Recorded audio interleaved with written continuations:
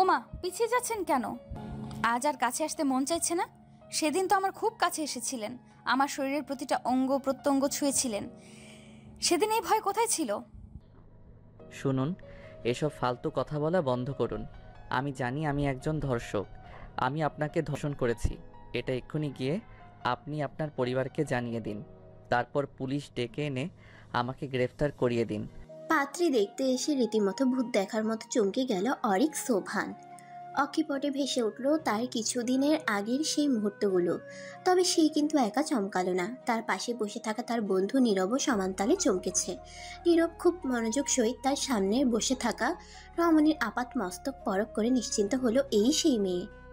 ঘাম ছুটে গেল তার, হাত দিয়ে কপাল মুছে বন্ধুর কানের কাছে মুখ নিয়ে ফিসফিসিয়ে বলল, দোস্ত, এটা সেই মেয়েটা না যাকে কয়দিন আগে তুই... বাকি কথা বলার আগেই অরিক নীরবের হাতে চাপড়ে ধরল। চোখ গরম করে তাকিয়ে চুপ থাকতে বলল তাকে। দমে গেল নীরব, কিন্তু মনের ভয় কমেনি তার। মেয়েটার এই নীরব চাহনি যেন তাদের ভয়কে আরো বাড়িয়ে তুলছে। বাড়ির বড়রা কথা বলবে, তাই সেই ফাঁকে অরিক আর রাইমাকেও আলাদা রুমে দেয়া হলো একটু কথা বলার জন্য। রাইমার কাজিনসরা তাদের রুমে রেখে বেরিয়ে গেল। অরিকের চোখ মুখ শুকনো, দেখেই বোঝা যাচ্ছে সে ভীষণ ভীত। চোখ তুলে মেয়েটির দিকে তাকাচ্ছে না পর্যন্ত। রাইমাও চুপচাপ দাঁড়িয়ে রইল অনেকক্ষণ। গভীর মনোযোগে পর্যবেক্ষণ করল সে অরিককে। তারপর সে অরিকের দিকে দু কদম এগিয়ে গিয়ে বলল, আমাকে চিনতে পারছেন? অরিক এবার তাকালো। সেই চাহনিতে ভয় ছাড়া যেন আর কিছুই দেখতে পারছে না রাইমা। রাইমা হাসলো খুব, বলল, এ কি, আপনাকে এত ভীত দেখাচ্ছে কেন? ভয় পাবেন না, আমি কাউকে কিচ্ছু বলবো না। অরিকের কপালে বিস্ময়ের ভাঁজ পড়ল। ক্ষিপ্ত কণ্ঠে বলল, আমাকে চিনতে পেরেও কাউকে কিছু বলবেন না কেন? চাইলে আপনি এখনই আমাকে পুলিশে দিতে পারেন। আমি যা অন্যায় করেছি তার জন্য তো আমার কঠিন শাস্তি হবে। তাহলে আপনি আমাকে বাঁচিয়ে দিতে চাইছেন কেন? কি উদ্দেশ্য আপনার? রাইমা আরেক দফা হাসলো। সুন্দরী মেয়েদের হাসি সুন্দর হলেও এই মুহূর্তে রাইমার হাসিটাকে ঠিক সুন্দর উপাধিটা দেওয়া যাচ্ছে না, কারণ তার এই হাসিতে সৌন্দর্য নেই, আছে বুক ভরা যন্ত্রণা আর হাহাকার। রাইমা হাসি থামালো, আরও কিছুটা এগিয়ে গেল অরিকের দিকে। রাইমার হঠাৎ এত কাছে আসে অরিক কিছুটা ঘাবড়ে গেল। এক কদম পিছিয়ে যেতেই রাইমা বিদ্রুপের সুরে বলল, ওমা, পিছিয়ে যাচ্ছেন কেন? আজ আর কাছে আসতে মন চাইছে না? সেদিন তো আমার খুব কাছে এসেছিলেন, আমার শরীরের প্রতিটা অঙ্গ প্রত্যঙ্গ ছুঁয়েছিলেন। সেদিন এই ভয় কোথায় ছিল? নিজের সমস্ত বাসনা মিটিয়ে আমায় রাস্তায় ফেলে রেখে তো দিব্যি বন্ধুকে নিয়ে চলে এসেছিলেন। তবে আজ কেন এত ইতস্তত বোধ করছেন? এই যে আমি আপনার কত কাছে, ছোঁন আমায়।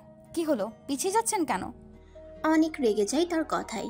এখানে আসার আগে যদি একবার মেয়ের ছবিটা দেখে আসতো তাহলে আর তাকে এই সিচুয়েশনে পড়তে হতো না। নিজের দোষেই তার আজ এই হাল।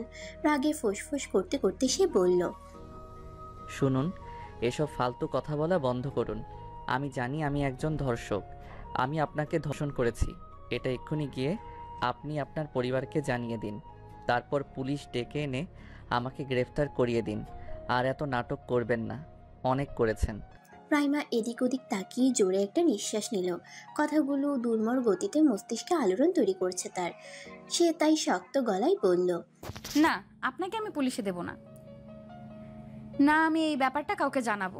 আমার পরিবারের আপনাকে খুব পছন্দ হয়েছে, আর আমার মনে হয় আপনার পরিবারেরও আমাকে খুব পছন্দ। আপনার মার কথা শুনে তো তাই মনে হলো। এখন যখন দুই পরিবারেরই সব কিছু পছন্দ, তবে আর আমি বেঁকে বসবো না, আপনাকেই বিয়ে করব আমি। অরিক হতভম্ব হয়ে পড়ল। বিস্মিত হয়ে তাকিয়ে রইল মেয়েটার দিকে। অদ্ভুত, একটা মেয়ে কি করে তার ধর্ষককে বিয়ে করতে রাজি হয়, তাও আবার এত সহজে? অরিকের সন্দেহ হয়, মন বলছে তার মেয়েটার মাথায় অন্য কিছু চলছে। নিশ্চয়ই আগে থেকে কিছু প্ল্যান করে রেখেছে সে। না না, এই মেয়েকে কোনো মতেই বিয়ে করা যাবে না। অরিক সিদ্ধান্ত নিয়ে নেয়, সাফ গলায় জানিয়ে দেয় সে তাকে কোনোভাবেই বিয়ে করবে না। রাইমা তাচ্ছিল্যের হাসি দিয়ে জবাবে বলল, বিয়ে তো আপনাকে করতেই হবে অরিক সোভান, আর আমাকেই করতে হবে। মগের মূল্যক নাকি? বলেছি তো আমি আপনাকে বিয়ে করব না। এখন আপনি যদি সবাইকে সবটা বলে দিতে চান তো বলে দিতে পারেন, আমার কিছু যায় আসে না। কথাটা উচ্চস্বরে বলে দু পকেটে হাত দিয়ে অন্যদিকে মুখ করে দাঁড়ালো সে। রাইমা বাঁকা হাসলো। আপনি যতটা সহজ ভাবছেন সবকিছু কিন্তু অতটাও সহজ না মিস্টার অরিক সোভান। কি বলুন তো, আমার না খুব শখ ছিল আমার একটা সংসার হবে, ছোট্ট ভালোবাসার একটা সংসার। সেখানে আমি আর আমার স্বামী অনেক সুখে থাকব। তারপর একদিন সেই ছোট্ট সংসারকে পূর্ণ করে দেওয়ার জন্য আমাদের একটা ছোট্ট পরী আসবে, যে তার জাদু দিয়ে আমাদের সুখকে আরো বাড়িয়ে দেবে। কিন্তু কিন্তু আপনি কিছু হতে দিলেন না, সব কিছু নষ্ট করে দিলেন। আমাকে ধর্ষিতা বানালেন, চরিত্রে কালি মাখালেন, আমার সতীত্ব হরণ করলেন, আমাকে জীবন্ত লাশ বানিয়ে ছাড়লেন। এখন এখন আপনিই বলুন, আমাকে কে বিয়ে করবে? কেউ কি যেচে পড়ে কোনো ধর্ষিতাকে বিয়ে করে? করে না তো। তাই এখন আপনাকেই আমার বিয়ে করতে হবে। আপনি চান কিংবা না চান, আমি আপনার বউ হব। কথাগুলো শেষ করেই চটজলদি চোখ মুছে নিল রাইমা। হঠাৎ করেই খুব কান্না পাচ্ছে তার।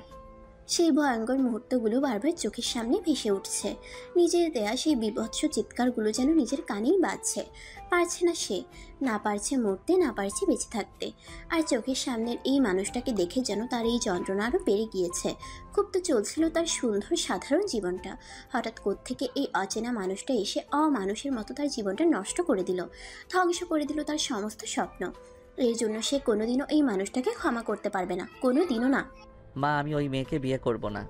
কাপড় ভাঁজ করছিলেন লিমা সোভান। ছেলের তিক্ত কণ্ঠ শুনে ঘাড় ফিরিয়ে তার দিকে তাকালেন। বিরক্তিতে ভ্রু কুঁচকে বললেন, কেন, কি সমস্যা? অরিক নাকমুখ ফুলিয়ে কঠোর গলায় বলল। আমার ওকে পছন্দ হয়নি তাই। ছেলের কথায় বিরক্তির মাত্রাটা যেন আরো বাড়ল। তিনি বললেন, পছন্দ না হওয়ার কি কারণ? মেয়েরূপে গুণে সব দিক থেকে একদম পারফেক্ট, তাহলে কি জন্য তাকে পছন্দ হলো না? মা, ওর কথা বলার ধরন আমার ভালো লাগেনি। লিমা সোভান এবার জোরে নিঃশ্বাস নিলেন। ছেলের সমস্যাটা যেন ধরতে পেরেছেন। ছেলের কাছে এগিয়ে গেলেন তিনি। বুকের উপর দুহাত ভাঁজ করে গম্ভীর সুরে বললেন, এখন আর এসব কথা বলে কোনো লাভ নেই অরিক।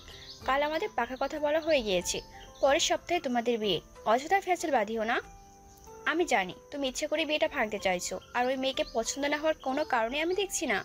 তোমার বাবার আর আমার ওকে যথেষ্ট পছন্দ হয়েছে। সেই ক্ষেত্রে তোমার পছন্দ না হলেও চলবে। তোমার পছন্দের মেয়েগুলোকে আমার দেখা আছে। ওই ধরনের মেয়েকে আমি কখনো আমার বাড়ির বউ বানাবো না। তাই এখন এসব বাদ দিয়ে বিয়ের প্রিপারেশন নাও, যাও। অরিকের চোখ মুখ কালো হয়ে যায়। মাকে কি করে বোঝাবে কেন সে এই মেয়েকে বিয়ে করতে চাইছে না? সত্যিটাও তো বলতে পারছে না। মা জানলে তাকে কোনোদিনও ক্ষমা করতে পারবে না। এদিকে সে এটাও টের পাচ্ছে তার জন্য সামনে খুব খারাপ কিছু অপেক্ষা করছে। ওই মেয়ে তাকে এমনি এমনি বিয়ে করছে না, নিশ্চয়ই এর পেছনে তার কোনো ভয়ানক উদ্দেশ্য আছে। শুনেছে মেয়েদের যখন আর কিছু হারানোর ভয় থাকে না, তখন নাকি তারা জানোয়ারের চেয়েও হিংস্র হয়ে ওঠে। তবে কি এবার তাকেও রাইমার হিংস্রতার শিকার হতে হবে? কথাগুলো ভাবতেই গলা শুকিয়ে উঠে তার। যেই ছেলে আজ পর্যন্ত কাউকে পরোয়া করতো না, সে আজ এক সাধারণ মেয়ের ভয়ে এইভাবে অস্থির হয়ে উঠছে। নিজেকেই যেন চিনতে পারছে না অরিক। তার এই একটা ভুল তার জীবনটাকে যে ঠিক কিভাবে এলোমেলো করে দিবে সেটা সম্পর্কে আদৌ তার কোনো ধারণা নেই। মায়ের কথায় মন মরা হয়ে রুমে এসে বসলো অরিক। অস্থির মনটা কিছুতেই শান্ত হচ্ছে না। শুয়ে বসে কোনো কিছুতেই শান্তি মিলছে না যেন। এসির পাওয়ারটা আরও কমিয়ে দিল, যেন একটু হলেও শরীরের উষ্ণতাটা কমে। মনে যেন প্রশান্তি পায়। বিছানায় গা এলিয়ে দিয়ে নীরবকে কল লাগালো। ওপাশ থেকে কল রিসিভ হতেই অরিক বলে উঠল, ফ্রি থাকলে এক্ষুনি বাসায় আয়। নীরব আর কথা বাড়ালো না, সোজা অরিকদের বাসায় চলে এলো। 6তলা বিল্ডিংয়ের 4তলার এক বিশাল অ্যাপার্টমেন্টে থাকে তারা। লিফট থেকে নেমে সোজা অরিকের রুমে গিয়ে ঢুকলো নীরব। বিছানায় এলোমেলো হয়ে শুয়ে থাকা অরিকের অবস্থা দেখিয়ে নীরব টের পেল সে কতটা দুশ্চিন্তায় আছে। নীরব গিয়ে বসলো তার পাশে, ক্ষীণ সুরে বলল, দোস্ত কি হবে এখন? হ্যাঁ, অরিক চোখ তুলে তাকালো, খ্যাপা কণ্ঠে বলল, কি হবে সেটা আগে থেকেই জানলে কি আর এখন এত দুশ্চিন্তা করতাম? হ্যাঁ তাও ঠিক, কিন্তু দোস্ত ওই মেয়ে চাইটা কি বলতো? তোকে রেখেছো, তোকে কিছুই করলো না, উল্টো তোকে বিয়ে করতে চাইছে। ব্যাপারটা না ঠিক আমার মাথায় ঢুকছে না রে। অরিক উঠে বসলো, চিন্তিত কণ্ঠে বলল, সেটাই তো আমি বুঝতে পারছি না, মেয়েটা আসলে চাই কি, তার মনে কি চলছে।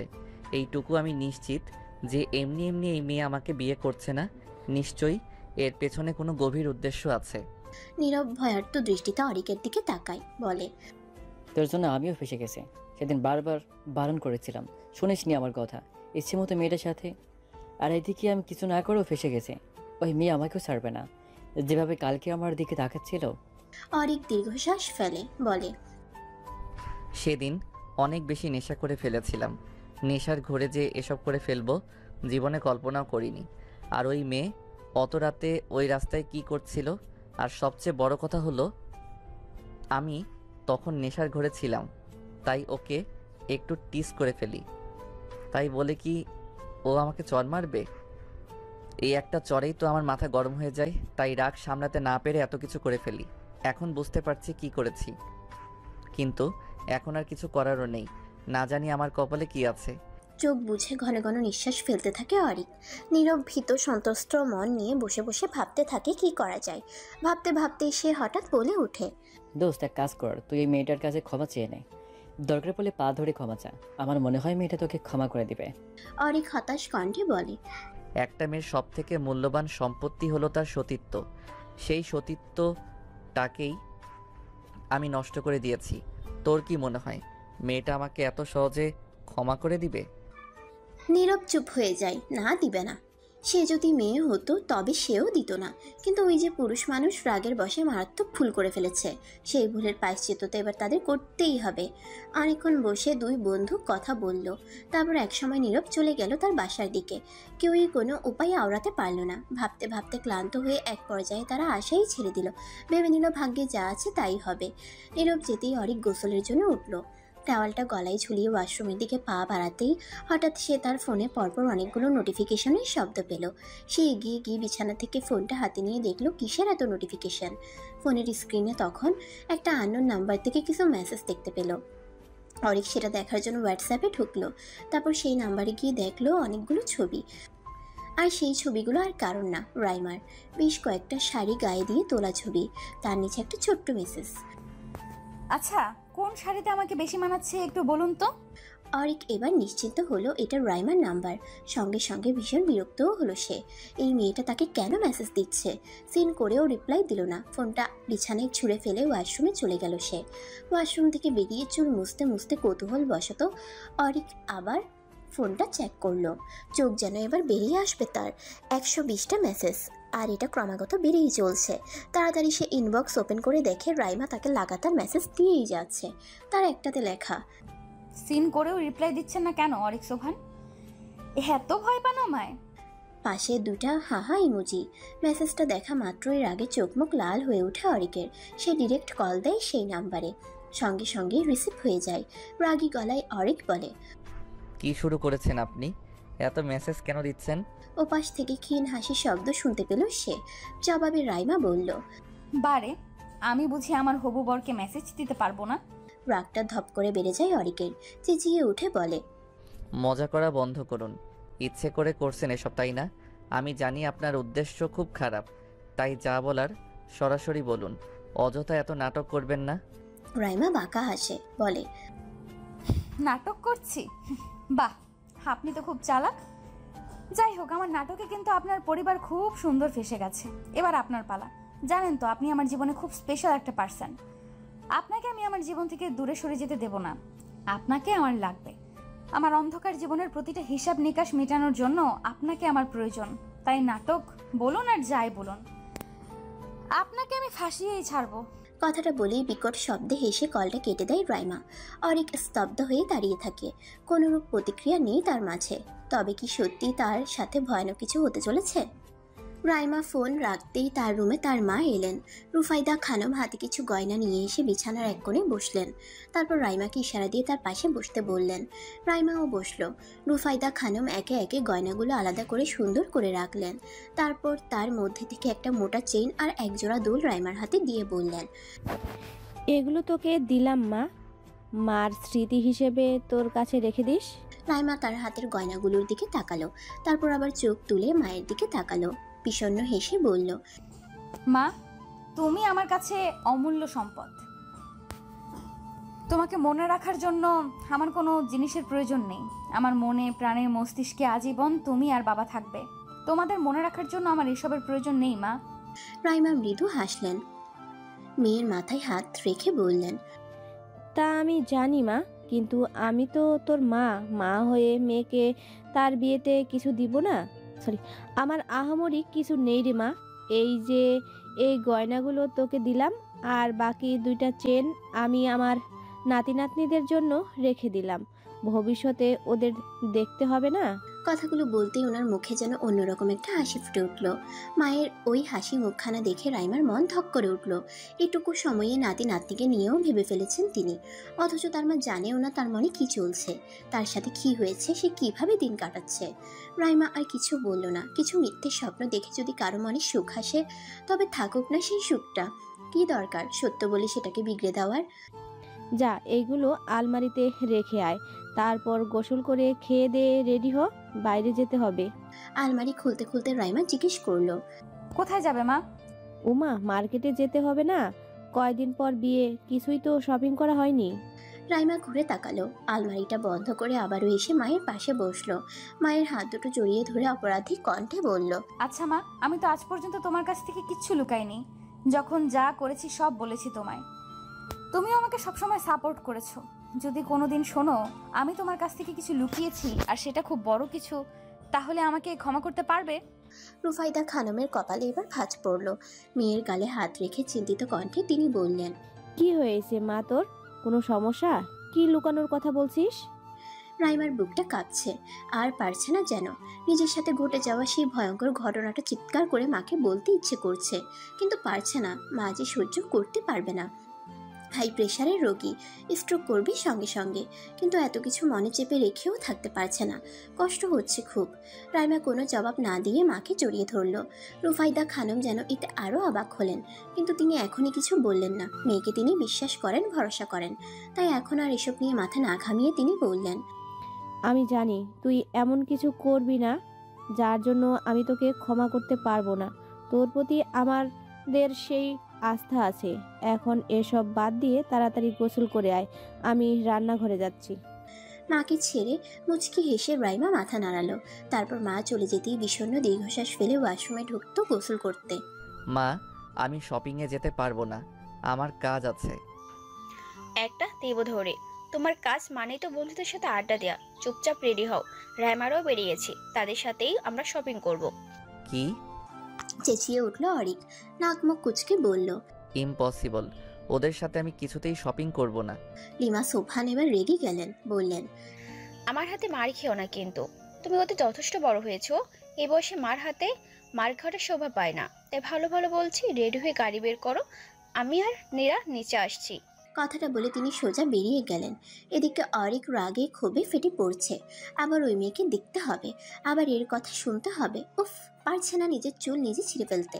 রাগে কোনো রকমে রেডি হয়ে অরিক নিচে গ্যারেজে চলে গেল গাড়ি বের করতে। তারপর সে গাড়িটা বাইরে বের করে নীরবকে একটা কল লাগালো। কই আছিস? বাসায় কেন?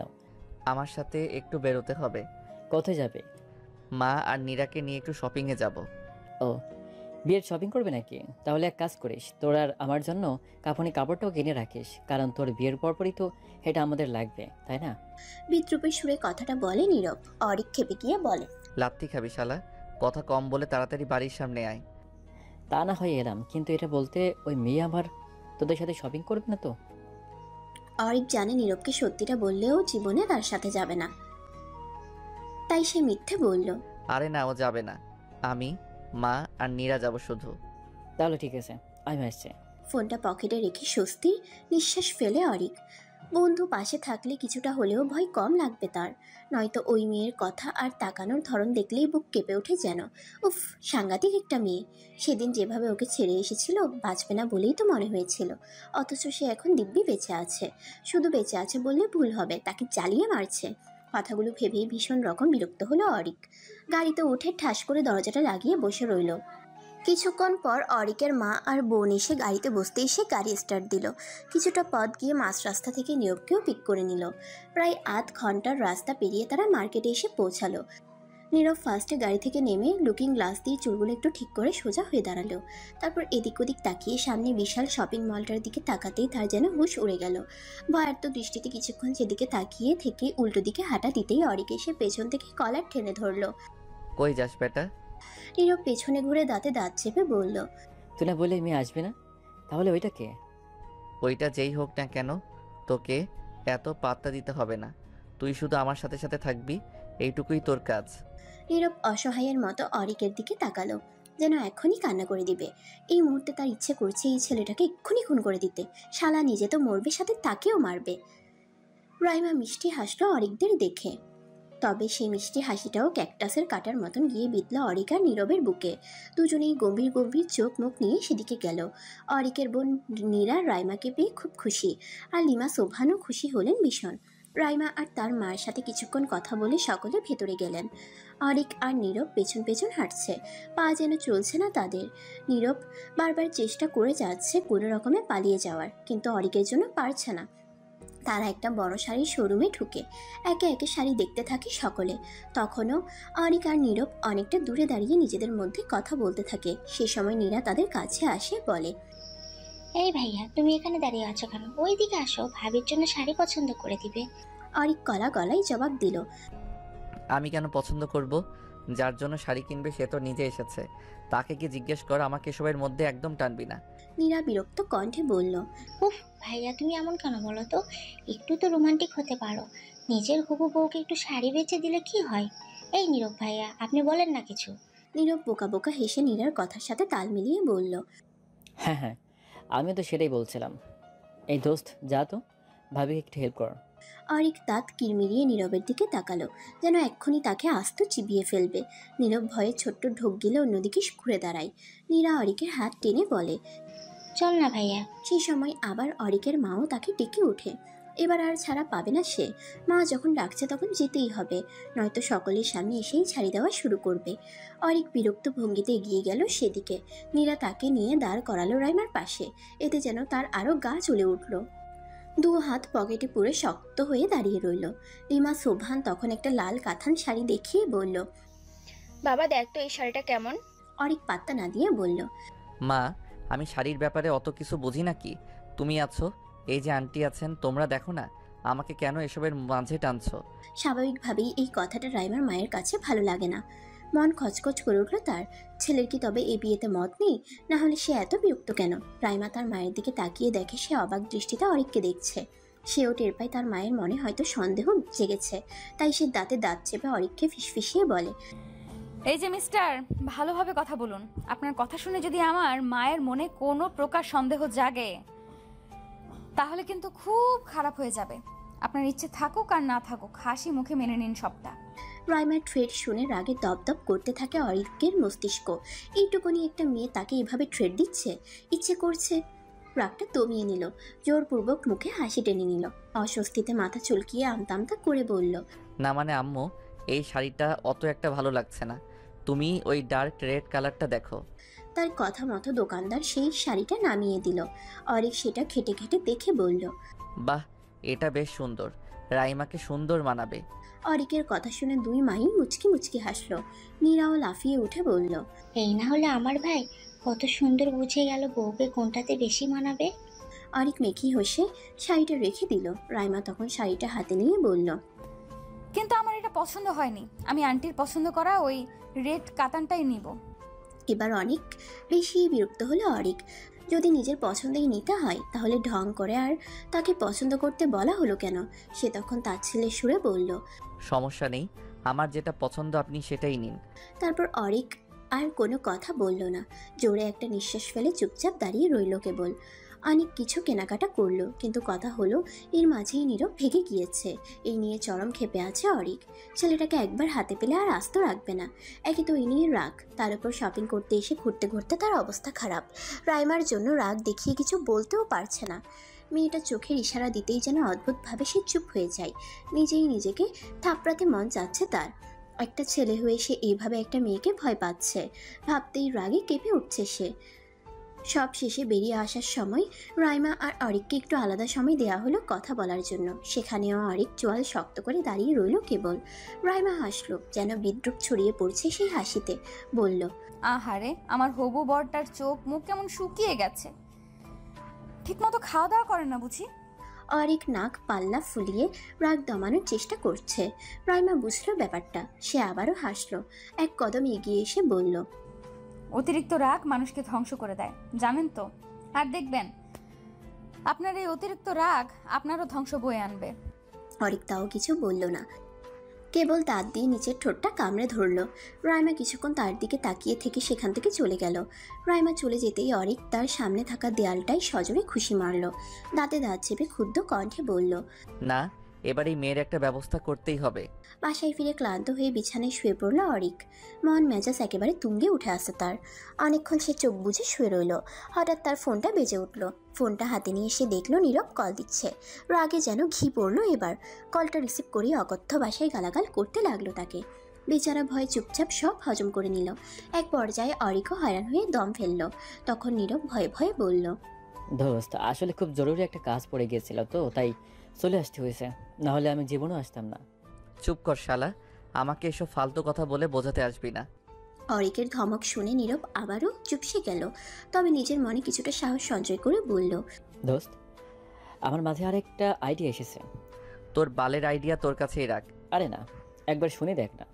ইচ্ছে না থাকা সত্ত্বেও অরিক বলল, কি আইডিয়া? শোন, তুই একবার রাইমার সাথে আলাদাভাবে কথা বলে দেখ। তুই ওর কাছে ক্ষমা চা, একেবারে আকতি মিনতি করে ক্ষমা চাইবে। তুই ওকে বুঝিয়ে বলবি যে তোর যা হয়েছে ভুল হয়েছে। বলবি যে তুই ওকে বিয়ে করতে চাস, অন্য সবার মধ্যে একটা স্বাভাবিক স্বামী স্ত্রীর সম্পর্ক করতে চাস। এভাবে ইনিয়ে বিনিয়ে এটা ওটা বলে তুই ওকে বোঝানোর চেষ্টা করবি। তারপর দেখ ও কি বলে। তোর মনে হয় ওই মেয়ের কাছে ক্ষমা চাইলেই ও আমাকে ক্ষমা করে দিবে? আরে তুই চেয়েও দেখ না, মেয়েদের মন গলতে 2 মিনিটও লাগে না। তুই শুধু একটু ইমোশনালি কথা বলিস, তাহলেই হবে। অরিক জিভ দিয়ে ঠোঁট ভিজিয়ে অনিশ্চিত গলায় বলল, আচ্ছা ঠিক আছে, ওর সাথে কথা বলে দেখি তাহলে। তবে তাতেও যদি না হয় তবে আমি এর অন্য ব্যবস্থা নিব। এইভাবে আর একে আমি সহ্য করতে পারবো না। 2 দিন পেরিয়ে গেল। পরদিন এক বিকেলে অরিক গেল কাছেরই একটা কফি শপে। রাইমাকেও সে সেখানে আসতে বলেছে। অরিক আগেই পৌঁছে গেছিল, তাই সে কফি শপের এক কোণে সে গিয়ে বসলো। হাতে ফোনটা নিয়ে দেখলো 4:25 বাজে। সে অপেক্ষা করতে থাকে। প্রায় 15 মিনিট পর সেখানে রাইমার আগমন ঘটে। অরিকের অগোছালো দৃষ্টি হঠাৎ রাইমার উপর পড়তেই সে যেন কিছুক্ষণের জন্য আটকে গেল। খেয়াল করে দেখলো মেয়েটা ভীষণ সুন্দর, আর তার সবথেকে সুন্দর জিনিসটা হলো তার চুল। একেবারে কোমর ছুঁয়েছে, বিনুনি বাঁধা চুলে যেন স্নিগ্ধ লাগছে তাকে। রাইমা এসে চেয়ার টেনে বসতেই অরিক চোখ নামিয়ে ফেলল। নিজের আগের মুডে ফিরে গেল সে। গম্ভীর গম্ভীর চোখমুখ করে রাইমার দিকে তাকালো। রাইমা তখন বিরস মুখে তাকে জিজ্ঞেস করলো, কেন ডেকেছেন আমায়? বলছি। এইটুকু বলে অরিক প্রথমে একজন ওয়েটারকে ডেকে 2টা কফি অর্ডার দিয়ে নিল। ওয়েটার অর্ডার নিয়ে চলে যাওয়ার পর অরিক 2 হাত টেবিলের উপর রেখে সোজা হয়ে বসলো। চোখ বুঝে একটা তপ্ত নিঃশ্বাস ছাড়লো। তারপর মিহি কণ্ঠে বলল, আমি সরি রাইমা, আমি জানি আমি খুব ভুল করেছি, জঘন্য ভুল করেছি। এই ভুলের কোনো ক্ষমা হয় না। তাও আমি ক্ষমা চাইছি, মন থেকে চাইছি। প্লিজ রাইমা, প্লিজ আমাকে ক্ষমা করে দিন। আমি আর এত প্রেশার নিতে পারছি না। হ্যাঁ, আমি আপনাকে বিয়ে করব, আর 5টা মানুষের মতো আমরাও ছোট্ট একটা সংসার গড়ে তুলব। আমি আপনাকে প্রমিস করছি, নিজের সবটুকু দিয়ে আমি চেষ্টা করব আপনার সব কষ্ট দূর করে দেওয়ার জন্য। আপনি প্লিজ আমাকে একটা সুযোগ দিন, প্লিজ। অরিক থামলো। চোখ মুখ ফ্যাকাশে হয়ে আছে তার। রাইমা অনেকক্ষণ তাকিয়ে রইল অরিকের দিকে। তার মধ্যে কোনো হেলদোল নেই। অরিক থমথমে কণ্ঠে জিজ্ঞেস করলো, কি হলো রাইমা, কিছু বলছেন না কেন? রাইমা জিভ দিয়ে ঠোঁট ভেজালো। একটু নড়ে চড়ে বসে অতঃপর বলল, আচ্ছা, আপনার তো বোন আছে, বোনকে নিশ্চয়ই খুব ভালোবাসেন। যদি আজকে আপনার বোনের সাথে এমন কিছু হয়, যদি তার চরিত্রেও কেউ এইভাবে কালি মেখে দেয়, তবে আপনি কি করবেন? পারবেন সেই লোকটাকে ক্ষমা করে দিতে? নিজের মনকে একবার প্রশ্ন করে দেখুন তো, সে কি বলে। যদি আপনার মন বলে হ্যাঁ, আপনি ওই ব্যক্তিকে ক্ষমা করে দিতে পারবেন, তবে ঠিক আছে, আমিও আপনাকে ক্ষমা করে দেব। এবার আপনিই বলুন, কি বলছে আপনার মন? পারবেন ক্ষমা করতে? অরিক তার কথার পিঠে আর কোনো কথা খুঁজে পেল না। সে থম মেরে নিচের দিকে তাকিয়ে বসে রইল। রাইমা তখন তাচ্ছিল্যের হাসি দিয়ে বলল, পারবেন না তাই তো? কারণ ও তো আপনার বোন, আপনার পৃথিবী। নিজের বোনের বেলায় যেটা ভাবতে পারেন, সেটা অন্যের বোনের বেলায় কেন ভাবতে পারেন না বলুন তো? আমার হয়তো ভাই নেই, তবে আমার তো মা বাবা আছে। ওদের কাছে আমি অক্সিজেন, ওদের বেঁচে থাকার একমাত্র অবলম্বন। জানেন, আমার মা বাবা এখনো কিছুই জানেন না। জানলে বাঁচবে না, মরে যাবে। আপনি একবার ভাবুন তো, আপনি কি করেছেন? শুধু একটা না, 3টা প্রাণকে আপনি মেরে ফেলেছেন। একটা সুন্দর জীবন, সুন্দর পরিবারকে নষ্ট করে দিয়েছেন। জানেন আমি কিভাবে বেঁচে আছি? নিজের এই শরীরটা দেখলে কতটা ঘৃণা লাগে জানেন? ইচ্ছে করে নিজেকে শেষ করে দিই, কিন্তু পারি না। মা বাবার জন্য পারি না। আপনি এই কষ্ট কোনোদিনও বুঝবেন না, কারণ আপনি তো কোনো মানুষ না, কেবল যৌন ক্ষুধায় ক্ষুধার্ত এক প্রাণী। মন, মস্তিষ্ক, বিবেক কোনোটাই আপনার নেই। এইটুকু বলে রাইমা থামলো। জোরে দম ফেলে আবারও সে বলল, ক্ষমা করবেন আমাকে। আপনার মতো একটা মানুষকে আমি কখনো ক্ষমা করতে পারবো না। কথাটা শেষ করেই রাইমা উঠে দাঁড়ায়, তারপর হনহন করে বেরিয়ে যায় সেখান থেকে। অরিক স্তব্ধ হয়ে বসে থাকে। শেষের কথাগুলো খুব লেগেছে তার। এখন মনে চাচ্ছে ক্ষমা চাওয়ারই উচিত হয়নি। নীরবের আইডিয়া শুনতে গিয়ে আবারও একবার অপমানিত হলে সে রাগে দুহাত মুষ্টিবদ্ধ করে নিল। কপালের রগ ফুলে উঠল তখন। এভাবে অপমান আজ পর্যন্ত কেউ করেনি তাকে। মেয়েটা ইচ্ছে করেই এমন করেছে। চাইলেই তাকে ক্ষমা করে দিতে পারত, কিন্তু তা না করে সে ব্যাপারটাকে আরও জটিল করছে। সে ইচ্ছে করেই ঝামেলা পাকাতে চাইছে। তবে এবার অরিকও আর চুপ থাকবে না। সেও এবার দেখবে এই মেয়ে আর কি করতে পারে। বিয়ের দিন ঘনিয়ে এলো। দুই বাড়িতেই বিয়ের প্রস্তুতি চলে জড়সড়ভাবে। কিন্তু যাদের বিয়ে তাদের মাঝেই কোনোরূপ প্রতিক্রিয়া নেই। কোনো রকমে যেন দিন পার করছে কেবল। মনের মধ্যে দুজনেরই চলছে মারাত্মক বিদ্বেষ। দুজনেই কেবল সময়ের অপেক্ষায় অপেক্ষাকৃত। যত সময় গড়াবে সুন্দর মুহূর্তগুলো তত তাড়াতাড়ি কেটে যাবে। তারপর আসবে সেই কুৎসিত মুহূর্তগুলো, যেই মুহূর্তগুলো কখনো কেউ ভুলতে পারবে না। মস্তিষ্কের স্মৃতির কোঠায় বিচ্ছিরি কিছু স্মৃতি হিসেবে সেগুলো জমা থাকবে আজীবন। হলুদ শেষে ছাদ থেকে নেমে এলো অরিক। রুমে এসে কাকে যেন একটা কল লাগালো। সেই কল রিসিভ হতেই সে উদ্বেগ নিয়ে বলল, যা যা বলেছি সব মনে আছে তো? কোনো গন্ডগোল যেন না হয়, নয়তো 1 পয়সাও পাবি না। ওই পাশের মানুষটি অরিককে আশ্বাস দিয়ে বলল, কোনো চিন্তা করবেন না ভাই, সময় মতো সব কিছু হয়ে যাবে, আপনি নিশ্চিন্তে থাকুন। এবার যেন কিছুটা হলেও প্রশান্তি পাচ্ছে অরিক। ফোনটা বিছানায় রেখে সে আয়নার সামনে গিয়ে দাঁড়ালো। হলুদে ভূত সেজে আছে। তখন সে গালের হলুদটা আলতো হাতে মুছতে মুছতে বলল, বিয়ে করার খুব শখ, তাই না? এবার বুঝবে তুমি ডিয়ার কার সাথে পাঙ্গা নিতে এসেছো। কথাটা বলেই বাঁকা হাসলো সে। তারপর একটা টাওয়াল নিয়ে ওয়াশরুমে চলে গেল ফ্রেশ হতে। ছিমছাম ভাবে হলুদের অনুষ্ঠানটা হয়ে গেল। দুই বাড়িতেই আহামরি কোনো আয়োজন নেই। বিয়েটা পারিবারিকভাবেই হচ্ছে বিধায় বাইরের তেমন কাউকে আপাতত জানানো হয়নি। উদ্দেশ্য পরে বড় করে অনুষ্ঠান করা হবে। এখন কেবল আকত করা হবে আর কি। হলুদের শাড়িটা এখনো রাইমার গায়ে জড়ানো। গালে গলায় এক গাদা হলুদ লেগে আছে তার। চুলগুলো এলোমেলো হয়ে কোমর পর্যন্ত ছড়িয়ে আছে। শুষ্ক ঠোঁটছোড়া কাঁপছে খানিক। চোখ থেকে তার অনর্গল পানি পড়ে যাচ্ছে। কষ্ট হচ্ছে যে খুব। এইভাবে এসব কিছু তারও মানতে কষ্ট হচ্ছে। কোনোভাবেই ভুলে থাকতে পারছে না। মা বাবার হাসি মুখটার দিকে তাকালে যেন আরও কষ্ট হয় তার। বুকটা কেঁপে উঠে যখন মনে পড়ে এই হাসিটা আর বেশি দিন থাকবে না। রাইমা অনেকক্ষণ কাঁদে। দরজা আটকে নিশ্চুপে কেঁদে কেটে ভাসিয়ে দেয়। এবার তার মাথা ব্যথা করছে, আর পারছে না। চোখ মুখ ভয়ানক ফুলে গেছে। নিজেকে আয়নায় দেখে ঘাবড়ে যায়। মা দেখলে নির্ঘাত বুঝে যাবে সে যে কাঁদছে। তখন মাও কান্না জুড়ে দিবে। রাইমা তাই তাড়াহুড়ো করে ওয়াশরুম থেকে গোসল সেরে বের হলো। ভালোভাবে চোখ মুখ মুছে মুখে অনেকটা পাউডার মাখলো যেন লাল লাল ভাবটা অতটাও বোঝা না যায়। চোখগুলো ভালো মতো মুছে নিল, কিন্তু তাও মায়ের চোখ ফাঁকি দেয়া আর কি এত সহজ? রাইমা জোরে জোরে নিঃশ্বাস নিয়ে নিজেকে শান্ত করলো। মুখে মিথ্যে মিথ্যে একটা হাসির রেখা ফোটালো। তারপর দরজা খুলে বাইরে বের হলো সে। বাড়িতে অনেক বেশি মেহমান না এলেও মা আর বাবার বাড়ির মামা চাচারা এসেছে। আর তাদের সাথে এসেছে তাদের বিচ্ছুর দলগুলো।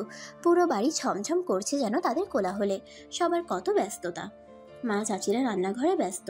মামিরা সব নানান রকম পিঠা বানাচ্ছে। বাবা কাকারা বসেছে জটিল সব হিসাব নিকাশে। পিচ্চিগুলো ছুটাছুটি করছে পুরো বাড়ি জুড়ে। রাইমার প্রিয় কিছু কাজিনও আছে যারা এই মুহূর্তে মেহেদি পড়ায় ব্যস্ত। রাইমাকেও বলেছিল মেহেদি পড়তে হবে। সে তখন বারণ করে দিয়েছিল, বলেছিল পরে পড়বে। সবার মধ্যে কত কত উত্তেজনা, অথচ তার মনে কোনো অনুভূতি নেই। যেন আত্মাহীন এক জ্যান্ত শরীর কেবল চারিদিকে ঘুরে বেড়াচ্ছে। রাইমার খুব কষ্ট হচ্ছে এই মানুষগুলোকে দেখে, তাদের এত আগ্রহকে দেখে। মনে হচ্ছে ইস, যদি আর 5টা মেয়ের মতো সেও তার বিয়েটাকে এনজয় করতে পারত। বাইরে মাগরিবের আজান হচ্ছে। দিনের আলো কেটে গিয়ে রাতের আধার তার জায়গা দখল করে নিচ্ছে। আর এই রাত পেরোলেই অরিকের বিয়ে। অরিকের বাড়িতেও কোনো আয়োজনের কমতি নেই। লিমা সোভান শৌখিন মানুষ। অনুষ্ঠানটা ছোটোখাটো পরিসরের মধ্যে হলেও তিনি কোনো জিনিসের কমতি রাখেননি। কিছুক্ষণ আগেই মেয়ের বাড়িতে এক গাদা ডালা পাঠিয়েছেন। এখন আবার নীলাকে বসিয়ে দিয়েছেন অরিকের হাতে মেহেদি দিয়ে দেওয়ার জন্য। এই নিয়ে অরিক মারাত্মক কাণ্ড ঘটিয়ে ফেলেছে। সে কোনো মতেই মেহেদি দিবে না। অন্যদিকে তার মা তাকে দেওয়াবেই। একটু হলেও মেহেদি তার হাতে ছোঁয়াতেই হবে। মেহেদি ছাড়া হলুদ সম্পন্ন হয় না, এটাই ওনার দাবি। তাই হাজার ঝড় তুফান করে অরিক বাঁচতে পারল না। শেষ পর্যন্ত তাকে তার মার কাছে হার মানতেই হলো। নীরাকে কড়া গলায় সে বলে দিল কেবল একটুখানি মেহেদি দিতে, যদি বেশি হয়েছে তবে এই মেহেদি নাকি তার গালে মাখাবে সে। নীরাকে হুমকি ধুমকি দিয়ে সে চোয়াল শক্ত করে অন্যদিকে মুখ করে বসে রইল। বেশি সময় রাখলো না, 10 মিনিট পরে নীরা বলল, ভাইয়া শেষ। অরিক ঘুরে তাকাতেই মীরা মেহেন্দি নিয়ে সেখান থেকে কেটে পড়ল।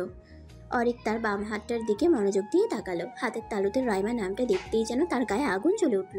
চিৎকার দিয়ে উঠল সে, নীরার বাচ্চা, তোকে খালি পাই আমি। ফাজিল হয়েছিস তাই না? থাপড়িয়ে সোজা বানাবো, অসভ্য মেয়ে। রাগে ফোঁস করতে করতে অরিক গিয়ে তার হাত ধুয়ে ফেললো। সাবান দিয়ে ঘষে ঘষে সেই নামটা উঠাতে চাইলো, তাও পুরোপুরি উঠল না। হাতটা মুখের সামনে ধরে সে রাগী গলায় বলল, উফ, এই নামটাও দেখছি তার মালিকের মতো। আমার হাতে আঠার মতো লেগে গিয়েছে। শালা কপালটাই খারাপ। হাজারটা ধর্ষণেও যেখানে এই দেশে মানুষের কোনো শাস্তি হচ্ছে না, সেখানে একটা ধর্ষণেই আমার রাতের ঘুম হারাম হয়ে গেছে। শালি একটা জিনিস আছে, একেবারে যেন দাবানল। কথাগুলো বলে বিরক্ত ভরা নিঃশ্বাস ফেলে সে নিজের রুমে চলে গেল। তারপর বারান্দায় দাঁড়িয়ে নীরবকে কল লাগালো। নীরব কল রিসিভ করতেই সে বলল, কালকে কখন আসবি? অরিকের রাগ হলেও সেও কিছু বলল না, তপ্ত কণ্ঠে বলল, ঠিক আছে, রাখছি। কল কেটে দিল সে। আকাশের দিকে তাকিয়ে আনমনে বলল, বিপদের সময় বন্ধুরাও স্বার্থপর হয়ে যায়। রাত অনেক গভীর হলো। চারদিকের হইচই নিভে গিয়ে এখন একদম নিস্তব্ধ। সারাদিনের ব্যস্ততা শেষে সবাই এখন তলিয়ে গেছে গভীর ঘুমে। ঘুম নেই কেবল 2 জোড়া চোখে। রাইমার ক্লান্ত চোখের দৃষ্টি তার দক্ষিণের জানালার পর্দাগুলোর দিকে। মুগ্ধ স্বাধীন স্নিগ্ধ বাতাসে কি সুন্দর উঠছে তারা। ইস, সেও যদি তাদের মতো মুক্ত হতে পারত, যদি পারত এই অভিশাপের জীবন থেকে নিজেকে মুক্তি দিতে। অন্যদিকে বারান্দার কোণে দাঁড়িয়ে আরেক জোড়া চোখ আকাশ দেখতে ব্যস্ত। আগে কখনো সে এভাবে আকাশ দেখেনি, তবে আজ কেন? আজকের দিনটা কি অন্য দিনের চেয়ে একটু ভিন্ন? হয়তো তাই। কাল তো আবার তার বিয়ে, জানে হবে না, তাও আপাত দৃষ্টিতে বলা তো যায়। কাল তার বিয়ে, তারও একটা বউ হবে। বউ, এই শব্দটা মাথায় আসতেই তার রাইমার কথা মনে পড়ে গেল। রাইমার শুকনো মুখটা ভেসে উঠল তার চোখের সামনে। হঠাৎ করেই কেন যেন তার মনে হলো মেয়েটার সাথে সে খুব বেশি অন্যায় করে ফেলেছে। আজ যদি এমনটা না হতো, এটা যদি একটা স্বাভাবিক বিয়ে হতো, তবে সে হাসি মুখে রাইমাকে মেনে নিত। মেয়েটা মায়াবী, বড় বড় চোখগুলোতে অসম্ভব মায়া আছে তার। কিন্তু এখন সে মায়ার বদলে এই চোখ জোড়াতে দেখা যায় কেবল আক্রোশ, যেন উপচে পড়া আগুনের লাভা। কি ভয়ঙ্কর সেই চাহনি! চোখ বুঝে জোরে নিঃশ্বাস নেই অরিক। না, দুর্বল হলে চলবে না। সে তার সিদ্ধান্তে অটল। আগে থেকেই সব প্ল্যানিং করা, এবার শুধু কালকের দিনের অপেক্ষা। বরযাত্রী কনের বাড়িতে পা রাখতেই শোনা গেল এক মারাত্মক ঘটনা। কনেকে নাকি পাওয়া যাচ্ছে না। মিনিটে সে খবর ছড়িয়ে পড়ল চারদিকে। বরের আর বরণ হলো না। অরিকের বাড়ির লোকজনও যেন আকাশ থেকে পড়ল। রাইমার বাবা দুশ্চিন্তা আর ভয়ে একেবারে ভেঙে পড়লেন। রাইমার চাচা মামারা কোনো রকমে মেহমানদের ভেতরে আনলেন। বাড়ির মধ্যে হইচই পড়ে গেছে। ভেতরের রুম থেকে রাইমার মায়ের কান্নার শব্দ শোনা যাচ্ছে। এদিকে বর পক্ষের মানুষজন সব হতভম্ব হয়ে বসে আছে, যেন এখনও তারা কিছু বুঝে উঠতে পারছে না। তবে এসব কিছুর মাঝেও যে খুব নিশ্চিন্ত সে হলো অরিক। তার মধ্যে কোনো ভাবান্তর নেই, যেন সে এই মুহূর্তটার জন্যই আগে থেকে অপেক্ষা করছিল। একটু আড়াল হয়ে অরিক কাউকে একটা কল লাগালো। কলটা রিসিভ হতেই সে বলল, মেয়েটাকে কোথায় রেখেছিস? ও পাশের ব্যক্তিটি তখন অবাক কণ্ঠে জবাব দিল, ভাই, আমরা তো এখনো ওই মেয়েকে কিডন্যাপ করতে পারিনি। বাড়ির পেছন দিকটায় আমরা আসি, সুযোগ বুঝে কাজটা হয়ে যাবে, আপনি কোনো চিন্তা করবেন না। টনক নড়ল অরিকের। তার লোকেরা যদি রাইমাকে কিডন্যাপ না করে থাকে তাহলে ওই মেয়ে কোথায় গেল? অরিক চিন্তিত গলায় বলল, আচ্ছা, এক কাজ কর, তোরা আপাতত এখান থেকে চলে যা। প্রয়োজন পড়লে আবার ডাকবো তোদের। ঠিক আছে ভাই। কলটা কাটলো অরিক। এসব চিন্তার কালো মেঘ তার মনেও হানা দিল। সে বাড়ির ভেতরে গিয়ে খেয়াল করলো সবার চোখ মুখ থমথমে, যেন কেউই ব্যাপারটা মেনে নিতে পারছে না। অরিক শুকনো ঢোক গিলল। রাইমার বাবা স্তব্ধ হয়ে বসে রইলেন রুমের এক কোণে, যাকে এটা ওটা বলে ভরসা দিচ্ছে তার ছোট ভাইরা। অরিক গিয়ে সেখানে বসলো, মৃদু সুরে জিজ্ঞেস করলো, রাইমা ঠিক কখন থেকে নিখোঁজ হয়েছে আপনারা কিছু জানেন? সেখানে থাকা রাইমার ছোট মামা জবাবে বলল, প্রায় ঘন্টা দেড়েক আগে। মেয়েটা বাইরে ছিল, আসলে মন খারাপ ছিল তো, তাই তার বাগানের সামনে দাঁড়িয়েছিল। এতটুকু পর্যন্ত ওর কাজিনটা দেখেছে। তারপর হঠাৎ করে আমার মেয়ে ওকে রেডি করানোর জন্য ডাকতে এসে দেখে বাগানের কোথাও ও নেই। ইনফ্যাক্ট পুরো বাড়ির কোথাও নেই। ফোনটা তার রুমে পড়ে আছে। এই যে 2 ঘন্টা হতে চললো, তাও তো ওর কোনো খবর পাওয়া যাচ্ছে না। ওর কোনো ফ্রেন্ডের বাসায় খবর নিয়েছেন? যদি ওদের কারোর বাসায় যেয়ে থাকে? চেনা পরিচিত সব জায়গায় খোঁজ নেওয়া হয়েছে, কথাও নেই। অরিকের মুখটা চুপসে গেল। অবচেতন হয়ে পড়ে থাকা রাইমার বাবার মুখ থেকে এবার কিছু আওয়াজ বেরুলো। তিনি কাঁপা কাঁপা গলায় বললেন, আমার মেয়েটাকে সবাই খারাপ বলছে, বলছে যে ও নাকি কোন ছেলের হাত ধরে পালিয়ে গিয়েছে। কিন্তু আমি তো চিনি আমার মেয়েকে। আমার মেয়ে কখনো এমন কোনো কাজ করতে পারে না যেটাতে তার মা বাবার অসম্মান হবে। নিশ্চয়ই আমার মেয়ের সাথে কোনো অন্যায় হয়েছে, না হলে আমার মেয়ে কখনোই এমনটা করতে পারে না। এই বলে তিনি অস্থির হয়ে পড়লেন। অরিক বিধ্বস্ত নয়নে চেয়ে রইল মানুষটার দিকে। মেয়েকে কিছুক্ষণের জন্য হারিয়ে যেন পাগলপ্রায় অবস্থা হয়েছে তার। একটু আগেও রাইমার নিখোঁজ হওয়ার খবরটা শুনে ভীষণ খুশি হলেও এখন তার আর ভালো লাগছে না। অন্য সবার মতো তার মনও দুশ্চিন্তায় ভরে গেল। কোথায় গেল মেয়েটা? এমনটা তো নয় যে তাকে বিয়ে করবে বলে পালিয়ে গিয়েছে। সেই তো চেয়েছে বিয়েটা করার জন্য, তাহলে এখানে কি তৃতীয় কারোর হাত আছে? অরিক ভাবতে থাকে। রাইমার বাবা এবার ভীষণ অস্থির হয়ে ওঠেন, যার জন্য ওনার শরীর দুর্বল হয়ে পড়ে। সবাই মিলে হাজার বুঝালেও তিনি বুঝছেন না, বারবার উঠে বাইরে চলে যেতে চাইছেন। মেয়ে নাকি নিজেই খুঁজে বের করবেন, কিন্তু এখন বাইরে গেলেই তার শরীরের আরও অবনতি ঘটবে, তাই বাকিরা তাকে আটকানোর চেষ্টা চালাচ্ছে, কিন্তু উনি শুনবেই না। এসব দেখে অরিক ওনার পাশে বসে ওনার হাত দুটো জড়িয়ে ধরল। রাইমার বাবার ভেজা চোখগুলো অরিকের মুখের উপর গিয়ে স্থির হলো। অরিক চাপা নিঃশ্বাস ফেলল, নিজেকে কিছুটা ধাতস্থ করে বলল, এত অস্থির হবেন না আঙ্কেল, রাইমার ঠিক চলে আসবে। আমরা এতগুলো মানুষ আছি, সবাই মিলে খুঁজবো ওকে। আপনি বলেছেন না আপনার মেয়ে কোনো ভুল করতে পারে না, আমিও সেটাই বিশ্বাস করি। রাইমা কোনো ভুল করেনি, তাই ওর সাথেও কোনো ভুল হবে না। শুধু আপনি একটু ধৈর্য ধরুন প্লিজ। অরিকের কথা শুনে এবার কিছুটা হলেও তিনি শান্ত হলেন। জবাব দিলেন না কোনো। দেয়ালটায় পিঠ ঠেকিয়ে বসে রইলেন কেবল। অরিকদের সাথে তাদের কিছু আত্মীয় এসেছিল, তারা এখন এই নিয়ে খুব কানাঘুষা করছে, যার অধিকাংশ কথাই রাইমার বাবার কানে যাচ্ছে। বাকি সবাইও সেসব শুনছে, কিন্তু বলতে পারছে না কিছু। কিন্তু এতক্ষণ চুপ থাকলেও এবার অরিক রেগে গেল যখন সে তার এক আত্মীয়ের মুখে শুনল যে, আরে আজকালকার মেয়ে না, এদের আবার বিয়ে টিয়ে নিয়ে এত চিন্তা আছে নাকি? এরা তো বিয়ের আগেই পোয়াতি হয়ে বসে থাকে। দেখ গিয়ে আবার ও নিশ্চয়ই এই কাজ করে বসেছে, তাই এখন আর পথ না পেয়ে পালিয়েছে। অরিক চেঁচিয়ে উঠল, বাজে কথা বলা বন্ধ করুন। এখানে থেকে ফালতু কথা না বলে চুপচাপ চলে যান। যদি বিয়ে হয় তবে আপনার বাসায় একটা বিরিয়ানির প্যাকেট পাঠিয়ে দেওয়া হবে। এখন আপনি আসতে পারেন। মহিলাটি বড় বড় চোখ করে তাকালো। অপমানে গা জ্বলে উঠল তার। অরিক এখনো দাঁতে দাঁত চেপে তার দিকে তাকিয়ে আছে। মহিলাটি ফুসতে ফুসতে অরিকের মায়ের দিকে তাকিয়ে বলল, শেষ পর্যন্ত আবার একটা ঘর পালানো মেয়েকে ছেলের বউ করো না জানো। ব্যাগ হাতে ঝুলিয়ে হনহন করে বেরিয়ে গেলেন তিনি। অরিক তখন বলল, বাকি যারা ওনার কথার সাথে তাল মেলাচ্ছিলেন ওনারাও চলে যেতে পারেন। এখানে কোনো সার্কাস হচ্ছে না যে দাঁড়িয়ে দাঁড়িয়ে রং দেখবেন। কিছু মানুষ সত্যি সত্যি বেরিয়ে গেল, আর এখন কেবল অরিকের পরিবারের ঘনিষ্ঠ কিছু লোকজনই রয়েছে।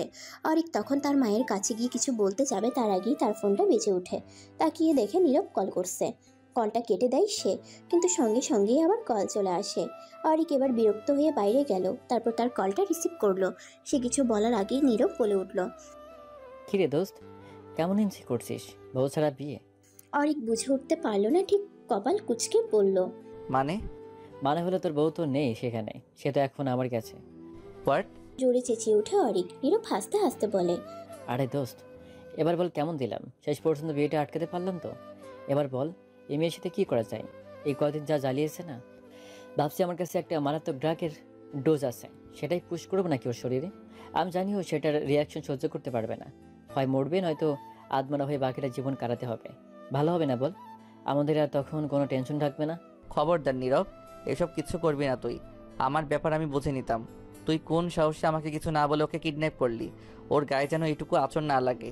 কোথায় আছিস বল, আমি এক্ষুনি আসছি। নীরব হাসতে হাসতে বলে, বাহ, প্রেম তো চুইও চেয়ে পড়ছে দেখছি। শক্ত গলায় অরিক বলে ওঠে, বাজে কথা না বলে জলদি ঠিকানা দে। নীরব ঠিকানাটা দিতেই অরিক কাউকে কিছু না বলেই গাড়ি নিয়ে বেরিয়ে পড়ল। নীরবের দেওয়া ঠিকানায় পৌঁছে অরিক বেশ খানিকটা অবাক হলো। এই জায়গাটায় এর আগে কখনো আসেনি সে। মেইন শহর থেকে অনেকটাই ভেতরে। গাড়ি নিয়ে আসতেই অনেকটা সময় লেগেছে। চারপাশে আর তেমন কোনো বিল্ডিং দেখা যাচ্ছে না। রাস্তাঘাটও বেশ শুনশান। গাড়ি থেকে নেমেই অরিক নীরবকে কল করলো। কিরে, চলে এসেছিস? হ্যাঁ, কোথায় তুই? তুই যেখানে থেমেছিস সেখান থেকে ডানে একটা রাস্তা গিয়েছে, দেখ। সে রাস্তা দিয়ে কিছুটা পথ আগলেই একটা পুরাতন ভাঙা বিল্ডিং দেখতে পারবি। আমি সেখানে আছি, চলে আয়। ঠিক আছে রাখ, আমি আসছি। অরিক কলটা কেটে দিয়ে নীরবের বলা পথে চলতে লাগলো। ডানের রাস্তা ধরে বেশ কিছুটা হাঁটার পর সে সেই বিল্ডিংটা দেখতে পেল। ভেতরে ঢুকলো সে। ডানে বামে দুটো করে রুম, আর মাঝখান দিয়ে একটা সিঁড়ি উপরে উঠে গিয়েছে। অরিক এদিক সেদিক তাকিয়ে দেখলো কেউ নেই। সে এবার নীরবের নাম ধরে ডেকলো। নীরব, নীরব কোথায় তুই? নীরব বেরিয়ে এলো। ঠোঁটের কোণে লেগে আছে তার বিশ্বজয়ের হাসি। তাকে দেখা মাত্রই অরিক কপাল কুঁচকালো, বিচলিত হয়ে বলল। রাইমা কোথায়? নীরব বিদ্রুপের সুরে বলল। বাবা আর কি। বাবা অরিক, কি ব্যাপার বলতো? তুই তো দেখছি ওই মেয়ের জন্য দেওয়ানা হয়ে উঠছিস। দুদিন আগেও না তুই ওকে সহ্য করতে পারতি না, তাহলে হঠাৎ এত প্রেম? অরিক রেগে যায়, ধমকে উঠে বলে। দেখ নীরব, এমনিতেই মাথা গরম হয়ে আছে, আর রাগাস না আমাকে। রাইমা কই সেটা বল। আর তুই ওকে এখানে কেন নিয়ে এসেছিস? আমি বলেছি তোকে এমন কিছু করতে? অতিরিক্ত পণ্ডিতি না করলে হয় না, তাই না? নীরব হতাশ হয়ে বলল। যা বাবা, যার জন্য চুরি করে সেই বলে চোর। এজন্যই কারো ভালো করতে নেই। যাকগে, সেসব তোর হবু বউ ওই রুমে আছে, এখন রাগ পুশ করে নি। তুই যখন এসে গেছিস তখন তুই কর। অরিক বাঁকা চোখে নীরবের দিকে তাকিয়ে বিরক্ত হয়ে ভেতরে চলে গেল। রুমে ঢুকেই চমকে গেল সে। রাইমাকে চেয়ারে বেঁধে রাখা হয়েছে। তার মাথা ঝুঁকে আছে নিচের দিকে। বড় বড় চুলগুলো সব মুখের সামনে পড়ে আছে, কোনোরূপ নড়াচড়া করছে না। তবে কি ওর জ্ঞান নেই? অরিক ছুটে গেল তার কাছে। দু হাত দিয়ে রাইমার মুখের সামনে থেকে চুলগুলো সরিয়ে মুখটা উপরে তুলল। চোখ বুজা, তার মানে সত্যিই জ্ঞান নেই ওর। অরিক রাগে নীরবের দিকে তাকিয়ে বলল। তুই কি করেছিস ওর সাথে? ওর জ্ঞান নেই কেন? আরে পুরো চেল। আনার সময় রুমাল চেপে সেন্সলেস করেছিলাম, তাই এখনও ওর জ্ঞান ফেরেনি। এটা করে ভালোই হয়েছে। জ্ঞান থাকলে কি আর ওকে এভাবে আটকে রাখা যেত? যে মেয়ে, বাবারে বাবা। অরিকের রাগটা যেন আরো বেড়ে গেল। সে জোরে চেঁচিয়ে উঠল। তোকে বলেছি আমি এত কিছু করতে? শালা, সবসময় অতিরিক্ত করিস। ওইদিকে ওর মা বাবার কি অবস্থা জানিস? এখন ওর জ্ঞান ফিরবে কখন কে জানে।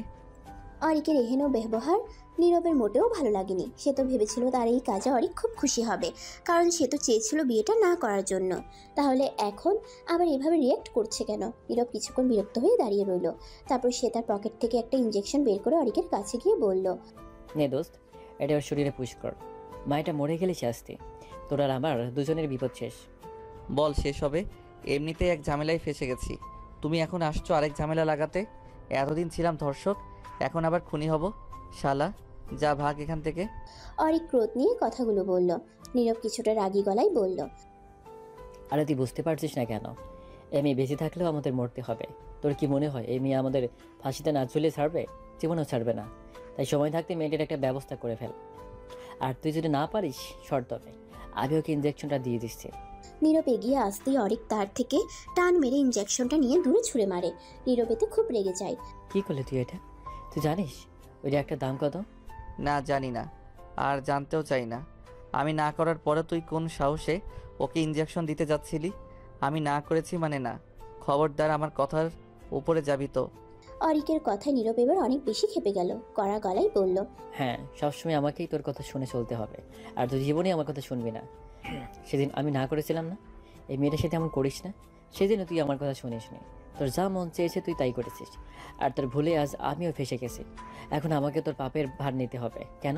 সবসময় আমি কেন তোর কথা শুনবো? তুই তো আমার কথা কোনোদিন শুনিস না, তাই আমিও তোর কথা শুনবো না।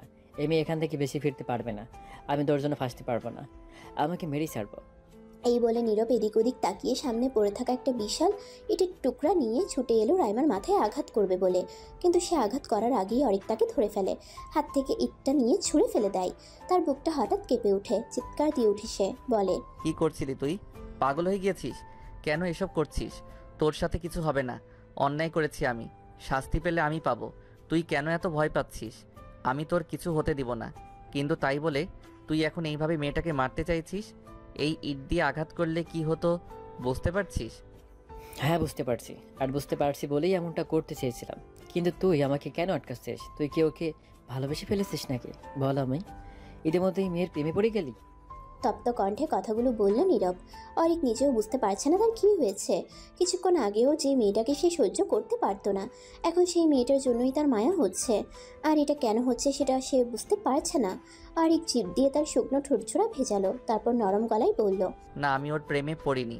কিছুক্ষণ আগে আমিও ওর খারাপ চেয়েছিলাম, কিন্তু বিশ্বাস কর, ওর নিখোঁজ হওয়ার খবরটা ওর মা বাবার কানে যাওয়ার পর থেকে ওনারা খুব ভেঙে পড়েছেন।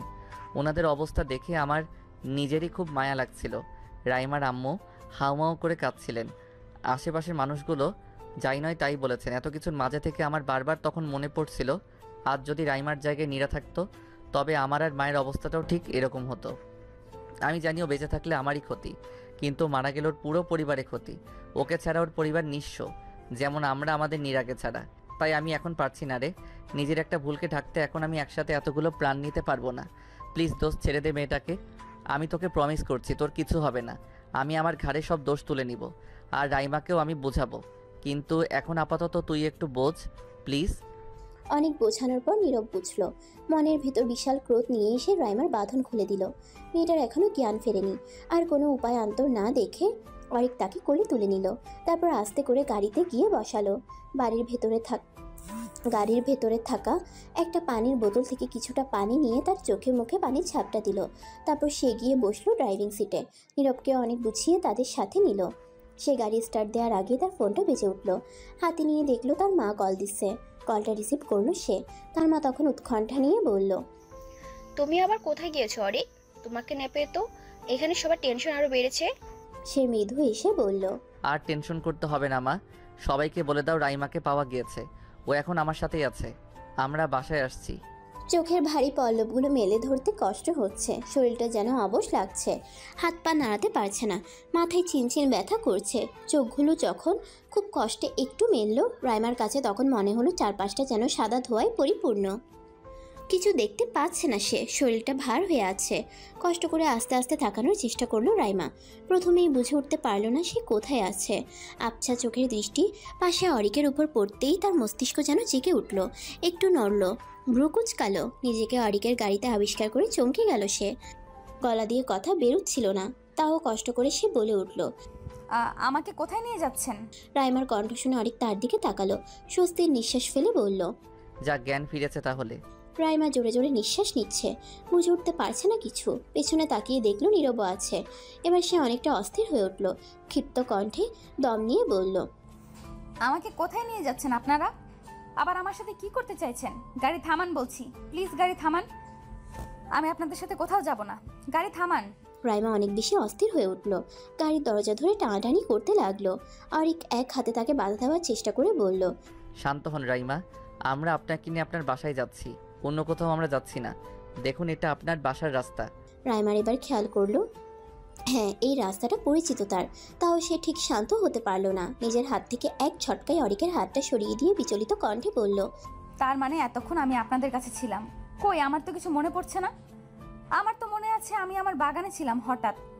হঠাৎ তখন কেউ একজন পেছন থেকে আমার মুখে কিছু একটা চেপে ধরে, আর তারপরে আস্তে আস্তে আমার শরীর অবশ হয়ে যায়। তার মানে এসব আপনার কাজ? আমাকে অজ্ঞান করে আবার আপনারা আমার সাথে খারাপ কিছু করেছেন? কেন কেন আপনারা আমার সাথে এমন করছেন? কি ক্ষতি করেছি আমি আপনাদের? কেন করছেন আমার সাথে এমন? রাইমা কাঁদতে আরম্ভ করে। অরিক আর না পেরে গাড়িটা রাস্তার এক পাশে দাঁড় করায়।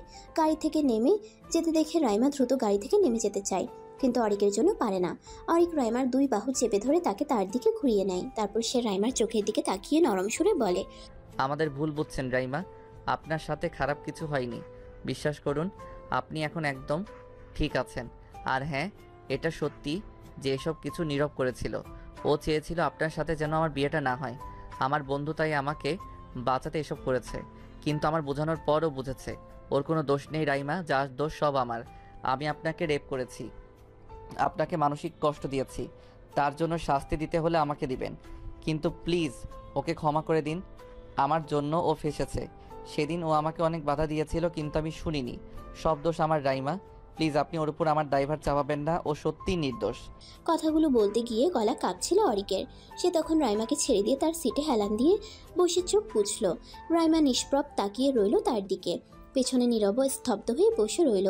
সে বুঝতে পারছে তার বন্ধু এখন তার ভুলের জন্য অনেক বেশি পস্তাচ্ছে, কিন্তু সময় থাকতে তো আর সে বুঝল না। পিনপত নীরবতা কাটিয়ে অরিকের নির্লিপ্ত কণ্ঠটা বেজে উঠল। সে ঘাড় কাত করে রাইমার দিকে তাকালো, ক্ষীণ সুরে বলল, আমি জানি না রাইমা আপনি আমাকে কেন বিয়ে করতে চাইছেন, তবে এইটুকু জানি এই বিয়েটা আর 5টা বিয়ের মতো স্বাভাবিক না। বিয়ের পরও হয়তো আপনি আমাকে ক্ষমা করতে পারবেন না, হয়তো স্বামী হিসেবে মেনেই নেবেন না কোনো দিন। আমার ভুলের জন্য আমি এখন ভীষণভাবে অনুতপ্ত। আমি জানি আপনি সেটা বিশ্বাস করবেন না। আজকে আমি আপনার মা বাবাকে দেখে উপলব্ধি করতে পেরেছি যে আমি কত বড় ভুল করেছি। ওই মানুষগুলো আপনাকে অনেক বেশি ভালোবাসে। রাইমা, রাইমা, এখন আমার মনে হচ্ছে আমার লাইফের সবথেকে খারাপ সময় আজকের দিনটা। আমি এতদিন আপনাকে সহ্য করতে পারতাম না, কিন্তু আজ আপনাকে না পেয়ে আমার নিজেরই খুব অস্থির লাগছিল। বারবার নিজেকে অপরাধী মনে হচ্ছিল। আমার জন্য আপনি কষ্ট পেয়েছেন, আপনার পুরো পরিবার কষ্ট পেয়েছে। আমি আমার অন্যায় স্বীকার করে নিচ্ছি। আপনি বলেছিলেন আমাকে এত সহজে পুলিশে দিবেন না, খুব কষ্ট দিবেন আমায়। আমি আপনার সেই কষ্ট মাথা পেতে নিতে রাজি আছি। আপনার যা ইচ্ছে আমার সাথে তাই করতে পারেন, যত শাস্তি দেওয়ার দিতে পারেন, আমার কোনো আপত্তি নেই। তবে শুধু একটাই চাওয়া, এসবের মধ্যে নীরবকে আনবেন না। আর বাড়িতে গিয়ে প্লিজ কাউকে বলবেন না যে নীরব আপনাকে কিডন্যাপ করেছিল। এটা আপনার কাছে আমার অনুরোধ, প্লিজ রাইমা। অরিকের চোখগুলো ছলছল করছে। রাইমা তার চোখের দিকে তাকিয়ে চোখ নামিয়ে ফেলল। সে কিছু বুঝতে পারছে না সে কি বলবে, কোনটা ন্যায় কোনটা অন্যায় সেটা এই মুহূর্তে তার মাথায় কাজ করছে না। কি করবে সে? ক্ষমা করে দিবে? ক্ষমা করা যায় এদের? যদি আবার একই কাজ করে বসে, যদি ভুলে যায় এসব, তখন তখন কি করবে সে? রাইমার প্রচণ্ড মাথা ব্যথা করে। সে জোরে জোরে নিঃশ্বাস নিয়ে সিটে হেলান দিয়ে বসে ক্লান্ত কণ্ঠে বলে, আমার খুব শরীর খারাপ লাগছে, আমাকে বাসায় নিয়ে চলুন প্লিজ। অরিক আর কিছু বলল না। গাড়ি স্টার্ট দিয়ে আবার তাদের গন্তব্যের পথে রওনা দিল। রাইমাকে ধরে আস্তে আস্তে বাসার ভেতরে নিয়ে গেল অরিক। তাকে দেখা মাত্রই বাড়ির সবাই ছুটে এলো তার কাছে। তার মা বাবা তাকে বুকে জড়িয়ে নিল। চোখে মুখে তার অনেক চুমু খেলো, যেন তারা আবার তাদের প্রাণ ফিরে পেয়েছেন। রাইমার মা এখনও কেঁদে চলেছে। রাইমা তাই তার মায়ের চোখ মুছিয়ে দিয়ে বলল, আমি তো এসে গেছি মা, তাহলে এখনো কেন কাঁদছো? তার কথায় তার মা কোনো জবাব দিলেন না। মেয়েকে কেবল বুকে জড়িয়ে ধরে রইলেন। পরিবেশ কিছুটা স্বাভাবিক হওয়ার পরই রাইমাকে সবাই প্রশ্ন করতে লাগলো, সে কোথায় ছিল, কেন বাইরে গিয়েছিল, আর অরিক তাকে কোথায় পেয়েছে, আরও কত কত প্রশ্ন। অরিকের মেজাজ বিগড়ে গেল সবার এত এত প্রশ্ন শুনে। সে রেগে গিয়ে বলল, ও কোনো ছেলের হাত ধরে পালায়নি যে আপনারা ওকে সব প্রশ্ন করবেন। ওকে কি? অরিক কথাটা শেষ করার আগেই রাইমা মাঝপথে বলে ওঠে, আমাকে কারা যেন কিডন্যাপ করেছিল বাবা, কিন্তু আমি তাদের কাউকে চিনি না। হয়তো কেউ এই বিয়েটা ভাঙতে চেয়েছিল, তাই সেই ব্যক্তি আমাকে কিডন্যাপ করার পর আবার অরিককে ফোন করে আমার নামে অনেক উল্টাপাল্টা কথা বলে।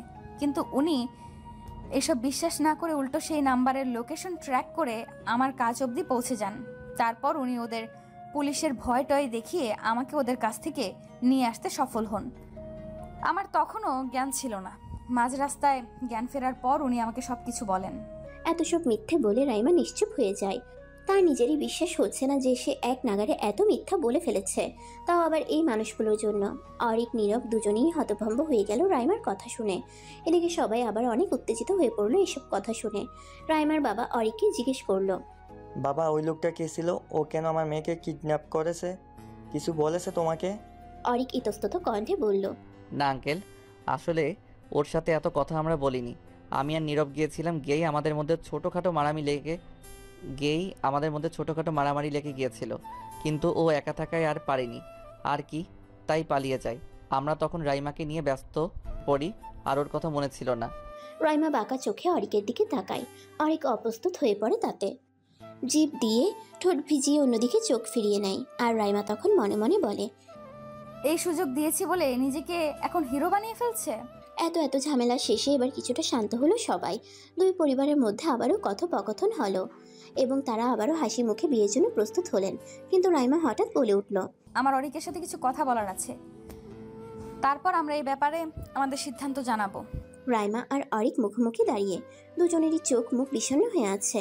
অরিকের গায়ে সাদা পাঞ্জাবিটা দেখে রাইমা মৃদু হাসলো, তবে সেই হাসির কোনো প্রাণ নেই। রাইমা অনেকক্ষণ সময় নিল। অরিক তার মুখ পানে চেয়ে রইল কিছু শোনার অপেক্ষায়। রাইমা এক পর্যায়ে তপ্ত নিঃশ্বাস ছাড়ল। অরিকের দিকে তাকিয়ে নির্লিপ্ত কণ্ঠে বলল, আপনি বলেছিলেন না আপনাকে শাস্তি দেওয়ার কথা? বলেছিলেন আমি যেন আপনার বন্ধুকে ক্ষমা করে দিই। যা শাস্তি দেওয়ার আপনাকেই দিই। তবে তাই হোক, আমি ক্ষমা করে দেব আপনার বন্ধুকে, তবে তার বিনিময়ে আমার একটা শর্ত আছে। অরিক চোখ বুঝে নিঃশ্বাস ছেড়ে বলল, কি শর্ত? রাইমা চোখ মুখ শক্ত করে তার দিকে তাকালো। জিভ দিয়ে ঠোঁট ভিজিয়ে গম্ভীর সুরে বলল, আপনাকে এখন বাইরে গিয়ে সবার সামনে সবটা সত্যি বলতে হবে। আপনি আমার সাথে যা যা করেছেন তার সব। আর এই সমস্ত কিছু শোনার পর যদি আপনার আর আমার পরিবার আপনাকে ক্ষমা করে দেয়, তবে আমিও আপনাকে ক্ষমা করে দেব। কিন্তু তার জন্য আগে আপনাকে এই কথাগুলো সবাইকে বলতে হবে। আর এটাই আপনার শর্ত, কিংবা আবার শাস্তিও বলতে পারেন। অরিক স্তব্ধ হয়ে গেল। এবার তার কি বলা উচিত? তার মস্তিষ্কের নিউরনগুলো তো কোনো সঠিক উত্তর পাঠাচ্ছে না। মাথাটা ফাঁকা ফাঁকা লাগছে। এসব কথা শোনার পর তার মায়ের কী অবস্থা হবে সেটা ভেবে তার বুক কেঁপে উঠছে। বুকের ভেতর হৃৎপিণ্ডটা ক্রমাগত তার স্পন্দন বাড়িয়ে দিচ্ছে। ভয় হচ্ছে খুব, কিন্তু তাও সে মেনে নিল, নিজেকে মানিয়ে নিল, বুঝে নিল অন্যায় করলে শাস্তি পেতেই হবে। আর তারও শাস্তি পাওয়ার সময় চলে এসেছে। তাই সে ঠিক করলো বলে দিবে সবাইকে সবটা। সত্যিটা যতই তেতো হোক না কেন, সবাই ঠিকই বাধ্য হয়ে সেটা হজম করে নেয়। আর এই মানুষগুলোও সেটা পারবে, যে মানুষগুলো অধীর আগ্রহে বাইরে অপেক্ষা করে চলেছে তাদের মতামত শোনার জন্য। অনেক জোরে দম নিল, হাত দিয়ে কপালের চুলগুলো পেছনে ঠেলে দিয়ে বলল, ঠিক আছে, আমি সবাইকে সবটা বলবো। দুজনেই শক্ত মনে ড্রয়িং রুমে সকলের সামনে গিয়ে দাঁড়ালো। সবার উৎসুক দৃষ্টি তাদেরকে ঘিরে, যেন সবাই একটা হ্যাঁয়ের অপেক্ষায় মত্ত। অরিক নিজেকে শক্ত করলো, কিন্তু মায়ের মুখের দিকে তাকাতেই যেন তার বুকটা ফেটে যাচ্ছে। ইস, তখন যদি এই মুখটা একবার তার মনে ভেসে উঠত, তবে জীবনেও এই ঘৃণ্য কাজটা সে করতে পারতো না। অরিকের শরীর ঘামছে, বুকটা কাঁপছে। সে নিজেকে শান্ত করার চেষ্টা করে বলল, আমার সবাইকে কিছু বলার আছে। অরিকের মা জবাবে বললেন, হ্যাঁ বাবা, আমরা তো তখন থেকে অপেক্ষা করছি তোমাদের মতামত শোনার জন্য। কি সিদ্ধান্ত নিয়েছো বলো? সিদ্ধান্তের কথায় পরে আসছি মা, তার আগে আমার জন্য কিছু বলার আছে। সবাই বুঝতে পারছে না অরিক ঠিক কী বলতে চাইছে। রাইমার বাবা তখন বললেন, ঠিক আছে বাবা, বলো তুমি কি বলবে, আমরা শুনছি তোমার কথা। অরিক এবার একবার মায়ের দিকে তাকালো তো একবার রাইমার দিকে তাকালো। বুক ধরফর করছে তার, মাথার চুলগুলো ঘামে লেপ্টে আছে। অরিক চাপা দীর্ঘশ্বাস ফেলল, নিজেকে সর্বোচ্চ কঠিন করে বলল, মা, আমি অনেক বড় ভুল করে ফেলেছি। আমি জানি তুমি আমার সেই ভুলের কথা জানার পর আমাকে কখনোই ক্ষমা করতে পারবে না, তাও ক্ষমা চাচ্ছি। শুনেছি সন্তান হাজারটা ভুল করার পরও মা তাকে ক্ষমা করে দেয়, তাই ক্ষমা চেয়ে নিলাম। যদি পারো কোনোদিন আমায় ক্ষমা করে দিও। অরিকের মা হতভম্ব হয়ে তার ছেলের দিকে চেয়ে রইলেন। কি বলছে সে? তার মাথায় কিছুই ঢুকছে না, তাই রেগে গেলেন তিনি। ধমক দিয়ে বললেন, কি সব বলছো বলো তো? কি অন্যের কথা বলছো? আমি তো কিছুই বুঝতে পারছি না। বলছি মা, সবটা বলছি। মা, 1 মাস আগে এক রাতে আমি বলেছিলাম না আমি আজ রাতে নীরবের বাসায় থাকবো। সেই রাতে আমি নীরবের বাসায় না থেকে পার্টিতে চলে যাই। সেখানে অনেক মানুষ ছিল, আর আমাদের বয়সী ছেলেমেয়েরা সব তখন নাচ গান আর ড্রিঙ্কস করাতে ব্যস্ত ছিল। ওই সময় আমি ওইসব খেয়ে ফেলি, অনেকটাই খেয়ে ফেলি। আর তারপর আমার মাথা কাজ করা বন্ধ করে দেয়। সারা রাত উন্মাদের মতো নাচানাচি আর ড্রিঙ্কস করার পর ভোরের দিকে আমরা সেখান থেকে বের হই। আর তখন সেই রাস্তায় রাইমাও ছিল, হয়তো সেই পথেই কোথাও যাচ্ছিল। নেশাগ্রস্ত থাকায় তখন একা রাস্তায় একটা মেয়েকে দেখে আমি টিচ করে বসি, আর রাইমা তখন রেগে যায়, আর রেগে গিয়ে সে আমাকে চড় মেরে বসে। সেই চড়টাই আমার মস্তিষ্ককে পুরোপুরি বিগড়ে দেয়। আর তখন আমি রাগের বসে ওকে আমি রেপ করে বসি। আর এই কথাটা ও কাউকে বলেনি, ওর মা বাবা কষ্ট পাবে বলে নিজের মনে সবটা চেপে রেখেছিল। মা, তো তোমার ছেলে একজন ধর্ষক। এবার তুমি তোমার ছেলেকে শাস্তি দাও মা, খুব কঠিন শাস্তি দাও। অরিকের কণ্ঠ থেমে যায়, আর পারছে না সে। শ্বাস নিতেও কষ্ট হচ্ছে। তার গালের উপর উষ্ণ কিছুর স্পর্শ পেতেই সে অনুভব করে সে কাঁদছে। পুরো বাড়ি জুড়ে পিনপত নীরবতা কাজ করছে। প্রত্যেকটা মানুষ যেন নিষ্প্রাণ হয়ে দাঁড়িয়ে আছে কেবল। রাইমা তখন তার মা বাবার কাছে গিয়ে দাঁড়ায়, ভেজা গলায় বলে ওঠে, মা বাবা, তোমরা আমাকে ক্ষমা করো। সেদিন পারিনি আমি তোমাদের কিছু বলতে। মনে হচ্ছিল তোমরা সহ্য করতে পারবে না, কিন্তু কতদিন আর লুকিয়ে রাখতাম বলো? আর যে পারছিলাম না, তাই আজ ওনাকে দিয়েই ওনার অন্যায়টা সবার মাঝে আনি। সেদিনের রাতটা আমার জীবনের সবচেয়ে ভয়ানক রাত ছিল। আগের দিন ভার্সিটি বন্ধ দেওয়ায় ভেবেছিলাম কাউকে কিছু না জানিয়ে চলে এসে সবাইকে সারপ্রাইজ দিব, তাই রাতের ট্রেনেই বেরিয়ে যাই। আর পৌঁছাতে পৌঁছাতে রাতের শেষ প্রহর এসে পড়ে।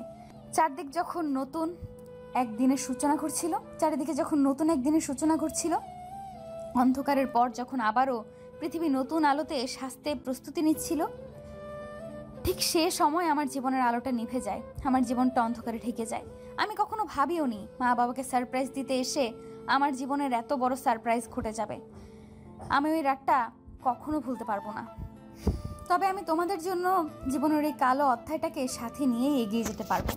এবার তোমরাই সিদ্ধান্ত নাও আমার এখন কি করা উচিত। নিস্তব্ধতার বুক ছিঁড়ে রাইমার মায়ের গগন বিদারী কান্নার শব্দ শোনা গেল। সেই কান্নার তীক্ষ্ণ সুর সকলের হৃদয়কে যেন খান খান করে দিচ্ছে। রাইমা এবার তার মাকে আর আটকালো না, মায়ের সাথে সেও চিৎকার করে কাঁদতে লাগলো। এই মুহূর্তটার অপেক্ষায় যে ছিল সে, কবে সে একটু মন খুলে কাঁদতে পারবে। কবে তার মায়ের বুকে মাথা রেখে তার কষ্ট লাঘব করতে পারবে।